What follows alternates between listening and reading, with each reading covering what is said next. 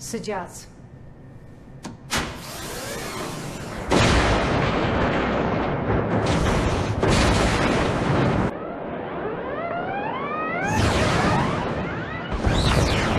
Rusya-Ukrayna savaşında ne zaman barıştan söz edilmeye başlansa bir el devreye giriyor ve bu savaş tekrar çok korkunç boyutlara taşınıyor. Deyim yerindeyse Ukrayna toprağı kanla yıkanıyor.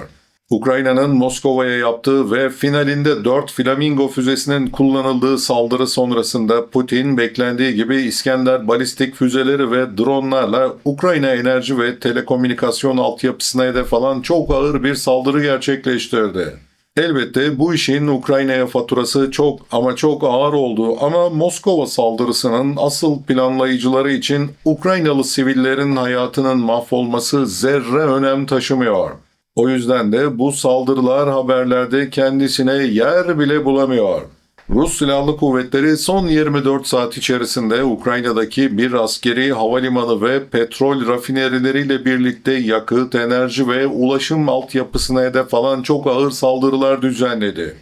Tam 147 noktadan eş zamanlı yapılan bu saldırılarda uzun menzilli İHA üretim atölyelerinin, montaj ve depolama tesislerinin, enerji ve ulaşım altyapısının, askeri yakıt depoları ve lojistik merkezleriyle Ukrayna Silahlı Birlikleri ve yabancı lejyonların konuşlanma noktalarının imha edildiği bilgisi verildi. Ukrayna ordusunda özellikle son 6-7 aydır Latin ülkelerden gelen yabancı lejyoner sayısında çok korkunç bir artış var. Elbet bunu Ruslar da yapıyor. Bugün ise Ukrayna ordusu İngiliz Storm Shadow füzeleriyle Rusya'nın Voronezh bölgesindeki bir mikroçip fabrikasını açıktan hedef aldı. Saldırıda kısmi hasar meydana geldi ama fabrika üretimine devam ettiğini açıkladı. Bakın dostlar, İngiltere artık perde arkasına saklanmadan çok açık, seçik bir şekilde kendi adını ve bayrağını koyarak bu savaşı büyütmek adına her şeyi yapıyor. Ukrayna'nın şu an çok sınırlı bir kapasiteyle üretebildiği Flamingo roketleri İngiliz Storm Shadow ve Alman Taurus roketlerinin bir imitasyonu. 2 gün önce Moskova'ya fırlatılan 4 Flamingo İngilizleri tatmin etmemiş olmalı ki bu defa daha önce açıktan vermeye cesaret edemedikleri Storm Shadow füzelerini verdiler ve fırlattırdılar. Avrupa Birliği ise bildiğiniz gibi von der Leyen emrindeki basına talimat vererek cepheleri genişletmek adına tahrik faaliyetlerini çok ağır bir şekilde yürütüyor. Bugün Avrupa medyasında ve onun uzantılarında çıkan haberlerde çok komik bir haber vardı.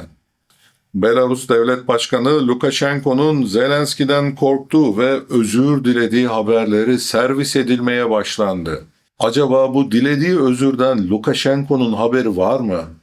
Yine çok özel ve başka yerde bulamayacağınız bir içerikte karşınızdayım. Her zamanki gibi sizden ricam videoyu beğenerek, abone olarak ve kısa da olsa bir yorum yazarak bana destek olmanız. Yapacağınız her etkileşim son derece değerli dostlar. Yapan herkese teşekkürler ve uzatmadan devam edelim.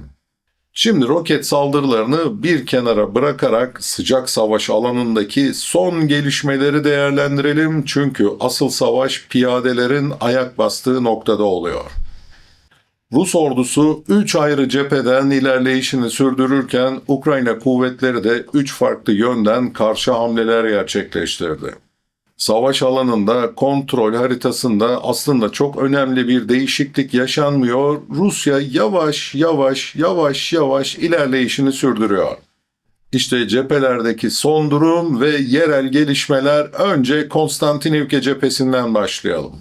Rus ordusu özellikle Novodimitrivka yakınlarında kayda değer bir ilerleme kaydetmeye başladı. Rus birlikleri bu bölgede pembeyle gösterilen alanın kontrolünü ele geçirerek tam 1 kilometre yeni derinliğe ve 1,5 kilometrelik bir genişliğe ulaşan sahayı ele geçirdi. Bu operasyonların temel amacı da Ukrayna ordusuna ağır bir baskı uygulamak, Ukraynalılar bölgede siperler, dikenli teller, ejderha dişleri ve tank savar hendeklerinden oluşan karmaşık tahkimatlar içerisinde konuşlanmış vaziyette. Rus kuvvetlerinin bu bölgeye yönelmesinin sebebi Ukrayna ordusunun Şazivar'da bulunması ve Bahmut ile Konstantinivka arasındaki Rus ikmal hatlarına da baskı uygulaması. Rus ordusu Ukraynalıların buradan Bahmut'a yönelebilecek bir çatışma riskini ortadan kaldırmak için bölgenin tamamını yavaş ama kararlı bir şekilde güvence altına almaya çalışıyor ve başarıyor. Şehir içerisindeki operasyonlarsa yoğun yapılaşma ve sivillerin halen o bölgede yaşayan sivillerin varlığı sebebiyle zaman alıyor. Her bina tek tek devriyelerce taranıyor. Kupyansk cephesinde ise durum aynen şöyle. Rus kuvvetleri Podoli çevresinde ve yerleşim içerisinde önemli oranda kontrol sağlamış durumda. İlerleme 2 kilometre derinliğe ve 1,5 kilometre genişliğe ulaştı. Bu büyük bir alan.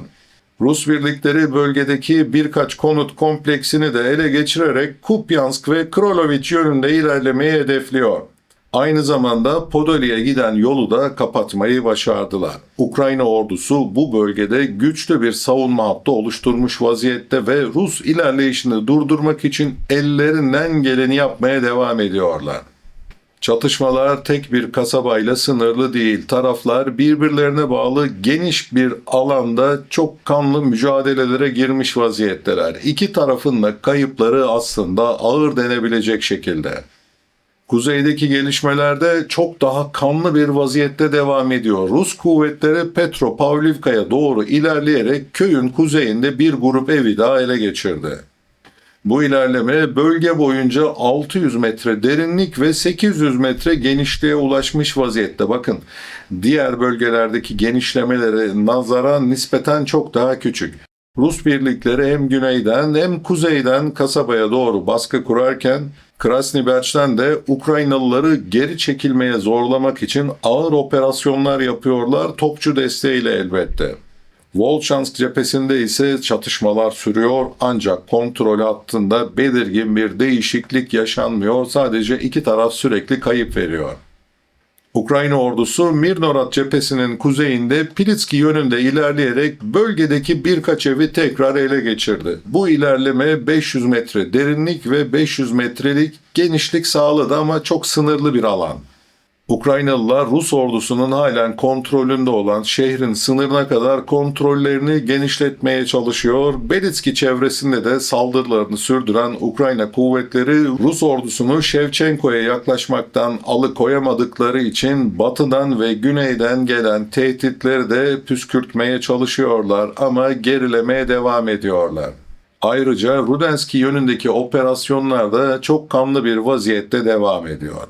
Ukrayna kuvvetleri Novopavlinka'nın büyük bir bölümünün de kontrolünü tekrar ele geçirdi. Baskı yoğun ve hızlı, ilerleme de 1,3 kilometrelik ve 2,5 kilometrelik derin bir genişlik kısmına sahip.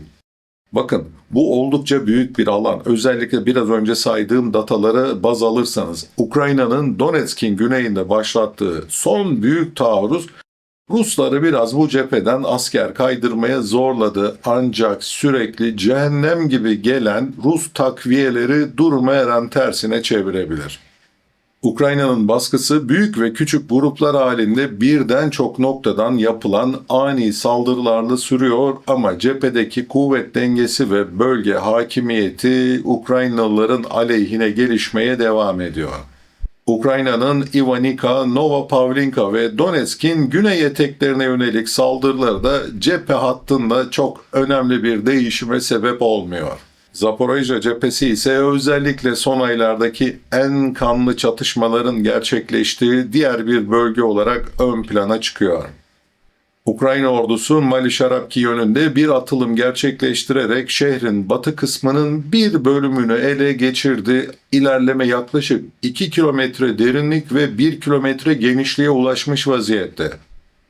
Ancak bu bölgede uzun süredir kayda değer bir hareketlilik yaşanmıyordu. Yani biraz boş bırakılmış cephe, hat değişse de çatışmalar ufak oranlı sürmeye devam ediyor. Ama Ruslar ağırlıklı olarak kuzeyden saldırıyor.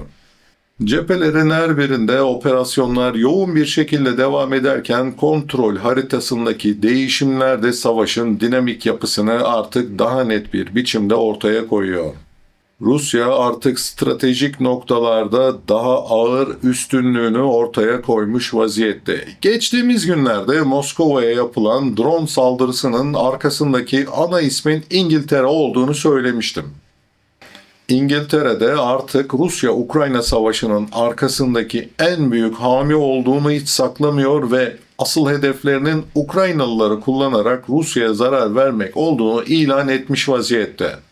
İngiltere tabii Ukrayna'ya olan askeri desteğini gitgide arttırmaya devam ediyor. Savunma Bakanı Dan Jarvis yaklaşık 1 milyar dolar değerindeki program kapsamında Ukrayna'ya 150 bin drone vereceğini duyurdu.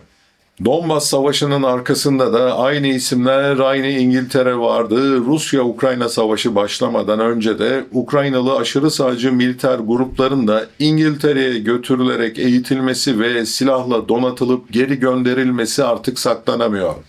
O kadar çok şey yaşandığı için insanlar artık bazı detayları unutmaya başladı ama hatırlatmakta fayda var.